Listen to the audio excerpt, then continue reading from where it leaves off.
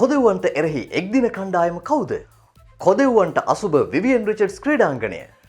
ශ්‍රී ලංකා පිලේ ජයග්‍රාහී රැල්ලට කොදෙව්වන්ගෙන් අභියෝගයක් එල්ල වෙයිද? කතා කරමු. කෙලිවීමේ කෙලිවිත් විදුව තුලින්.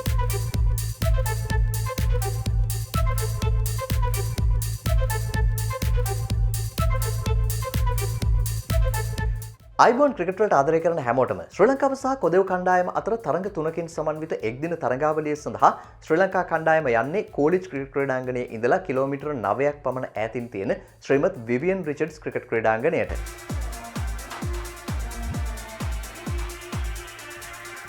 ශ්‍රීමත් විවියන් රිචඩ්ස් ක්‍රීඩාංගණය 2007 වසරේ ලෝක කුසලාන තරඟාවලිය සඳහා නවීකරණය කරපු ක්‍රීඩා පිටියක්.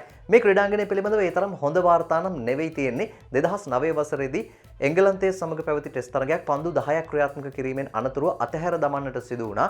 පන්දු යවන්නන්ගේ රන් අප් එක ක්‍රීඩකයන්ට අනතුරුදායක වීම නිසා. ඒ වගේම 2019 වසරේදී එංගලන්තයේ සමග පැවති ටෙස්ට් තරගයකින් පස්සේ ජෙෆ්රෝ තරග තීරකවරයා වාර්තාවක් ලබා දුන්නා. මේ ක්‍රීඩාංගණය පිළිබඳව සෑහීමකට පත් වෙන්න බැහැ කියලා ඍණ ලකුණක් මේ සඳහා ලබා දීලා තියෙනවා. ඒ වගේම මේ ක්‍රීඩාංගණය තුල අනතුරු සිදුවීමේ ප්‍රවණතාවය වැඩි කියලා ක්‍රීඩකයන් විවිධ අවස්ථාවන් වලදී සඳහන් කරලා තියෙනවා. අවසන් වරට මේ ක්‍රීඩාංගණයේ ජාත්‍යන්තර තරගයක් පැවැත්වුණේ ඉන්දියාව සහ බටහිර ඉන්දිය කොදෙව් කණ්ඩායම් අතර 2019 වසරේ පැවති ටෙස්ට් තරගය. ඒ වගේම එක්දින තරගයක් අවසන් වතාවට ක්‍රීඩා කරලා තියෙන්නේ 2017 වසරේදී.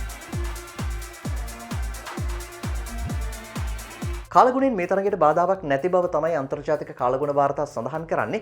සාමාන්‍යයෙන් සෙල්සියස් අංශක 28ක පමණ උෂ්ණත්වයක් ක්‍රීඩාංගණයට පවතිනවා. තරමක තද සුළඟක් ක්‍රීඩාංගණය හරහා නැගෙනහිර දෙසින් හමාගෙන යනවා කියලා අන්තර්ජාතික කාලගුණ වාර්තා සඳහන් කරනවා. මේ සුළඟේ වේගය පැයට කිලෝමීටර් 15ත් 22ත් අතර වේගයක් ගන්නට ඉඩකඩ තිබෙන බව තමයි කාලගුණ වාර්තාවල සඳහන් වෙන්නේ.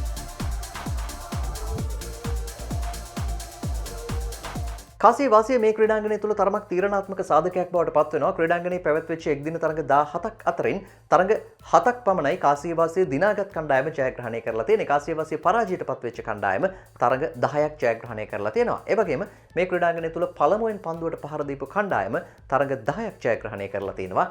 තරඟ 7ක් පමණයි දෙවනුව පන්දුවට පහර දීපු කණ්ඩායම ජයග්‍රහණය කරලා තියෙන්නේ.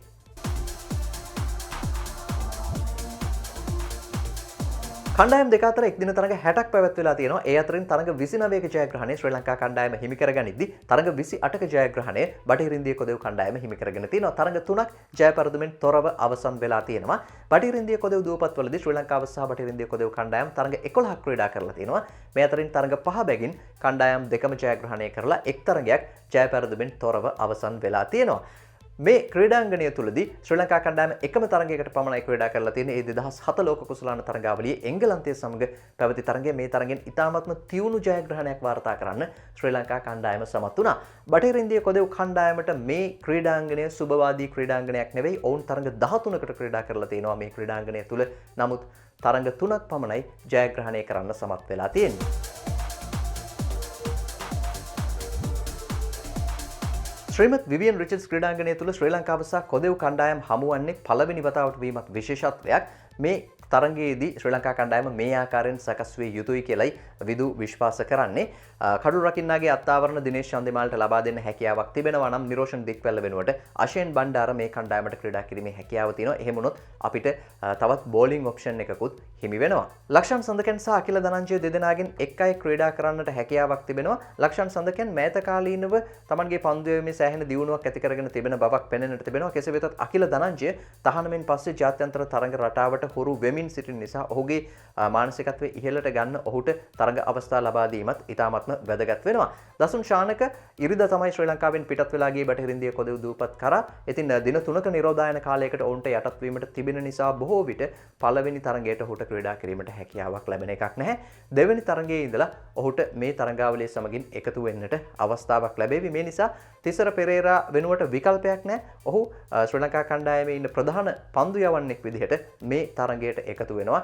ඉතින් ඔහු 2020 තරඟාවලිය තුල තරම් සාර්ථක වෙන්න ඔහුට හැකියාවක් ලැබුණේ නැහැ. එක්දින තරඟාවලිය තුල මේ ලැබෙන අවස්ථාවේදී ඔහුට යලිත් Tamanගේ සුපුරුදු දස්කම් අතරට එන්න හැකි වේවි කියලා අපි විශ්වාස කරනවා. කොදෙව්වන් 13 දෙනෙකුගෙන් යුත් සංචිතයක් එක්දින තරඟාවලිය සඳහා නම් කරලා තියෙනවා. කොදෙව් කණ්ඩායම මේ ආකාරයෙන් සැකසේවි කියලා අපේක්ෂා කරන්නට හැකියාවක් තිබෙනවා. කයිල් මේයර්ස් බංග්ලාදේශයට එරෙහිව Tamanගේ මංගල ටෙස්ට් තරඟයේදී ද්විත්ව ශතකයක් ලබාගත් ක්‍රීඩකයා මේ කණ්ඩායම නියෝජනය කරනවා. ඒ වගේම 2020 තරඟාවලිය තුලදී දස්කම් දක්වපු කෙවින් සින්ක්ලයාටත් මේ තරඟාවලියේදී ඉඩක් වෙන්න වෙයි කියලා අපේක්ෂා කරන්න හැකියාවක් තියෙනවා. ඒ වගේම සුපර් 50 තරඟාවලිය තුල එක්දින තරඟාවලිය තුල දස්කම් දක්වපු අකිල් හොසේන්ටත් මේ තරඟාවලිය තුලදී කණ්ඩායමේ ඉඩක් වෙන්නට බොහෝ දුරට ඉඩකඩ තිබෙනවා.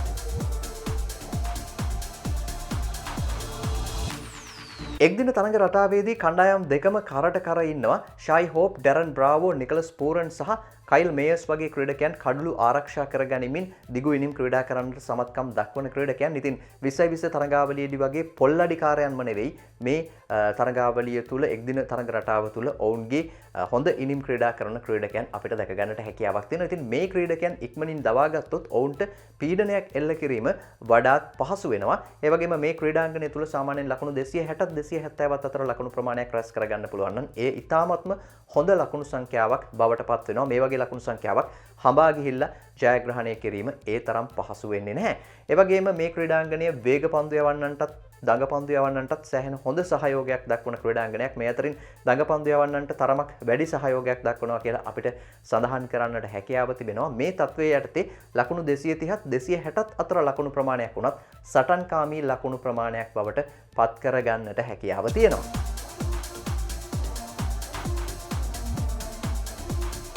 ඩැරන් බ්‍රාවෝ එක්දින ලකුණු 3000 සම්පූර්ණ කර ගැනීම සඳහා තවත් ලකුණු 98ක් පසුපසින් සිටින්නේ. නිකලස් පෝරන් තවත් ලකුණු 68ක් පසුපසින් සිටිනවා. Tamanගේ එක්දින ලකුණු 10 සම්පූර්ණ කර ගැනීමට මේ තරඟාවලිය තුලදී ඔහු මෙම ලකුණු සංඛ්‍යාව ලබා ගත්තොත් අඩුම ඉනිම සංඛ්‍යාවකින් එක්දින ලකුණු 10 සම්පූර්ණ කරපු කොදෙව් ක්‍රීඩකයන් අතරේ තුන්වන ස්ථානය ඔහුට හිමි වෙනවා. මේ ක්‍රීඩාංගණය තුල වැඩිම ලකුණු ප්‍රමාණය වාර්තා වෙන්නේ ලකුණු 322ක්. ඒ 2007 වසරේදී ඕස්ට්‍රේලියා කණ්ඩායම කොදෙව් කණ්ඩායමට එරෙහිව ලබාගත් ලකුණු සංඛ්‍යාව. ශ්‍රී ලංකා කණ්ඩායම සහ කොදෙව් කණ්ඩායම අතර පැවති අවසන් එක්දින තරඟ 10න් ශ්‍රී ලංකාව පරාජයට පත් වෙලා තියෙන එකම එක තරඟයක් පමණයි. ඒ 2016 වසරේ බුලවායෝහිදී පැවති එක්දින තරඟය තමයි ශ්‍රී ලංකා කණ්ඩායම පරාජයට පත් වුණේ.